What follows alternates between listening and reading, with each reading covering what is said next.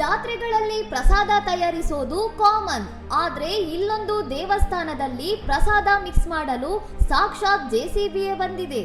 ರಾಜಸ್ಥಾನದ ಚಪಲಾ ಬೈರುಜಿ ದೇವಸ್ಥಾನದಲ್ಲಿ ಬರೋಬ್ಬರಿ 651 ಕ್ವಿಂಟಲ್ ಚೂರ್ಮಾ ಪ್ರಸಾದ ತಯಾರಿಸಲು ಈ ಹೈಟೆಕ್ ಸ್ಕೆಚ್ ಹಾಕಲಾಗಿದೆ.